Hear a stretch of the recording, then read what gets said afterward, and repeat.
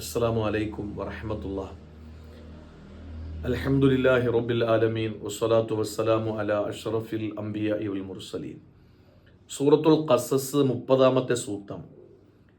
അള്ളാഹു പരിചയപ്പെടുത്തുന്നൊരു വൃക്ഷമുണ്ട്. ആ വൃക്ഷം ഒരു പരിശുദ്ധമായ താഴ്വരയിൽ, ആ താഴ്വരയിൽ അള്ളാഹുവിൻ്റെ കലീമായ മൂസ അലൈഹിസ്സലാമിന് അള്ളാഹുവിനെ കാണാൻ, അള്ളാഹുവിൻ്റെ തജല്ലി, അവൻ്റെ ആ ഒരു പ്രകാശം കാണാൻ ഇടയായ ഒരു വൃക്ഷമാണ്. മൂസാ നബി അലൈഹിസ്സലാം തൻ്റെ പ്രിയപ്പെട്ട ഭാര്യയോടൊത്ത് അവരുടെ ഭാര്യാഗൃഹത്തിൽ നിന്ന് തിരികെ പോകുന്ന ഒരു വിശാലമായ ഒരു സംഭവം ഖുർആൻ പറയുന്നുണ്ട്. അങ്ങനെ പോകുമ്പോഴാണ് വഴിയറിയാതെ വിഷമിക്കുന്ന സന്ദർഭത്തിൽ അങ്ങ് ദൂരെ ഒരു വെളിച്ചം കാണുന്നത്.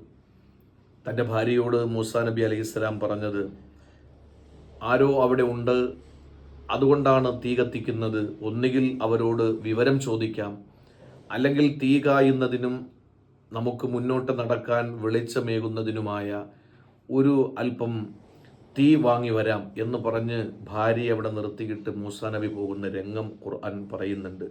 ഫലമ്മ അത്താഹ നൂദിയ മിൻ ഷാത്തിഇൽ വാദിൽ ഐമനി ഫിൽ ബുഖഅത്തിൽ മുബാറകത്തി മിനശ്ശജറ.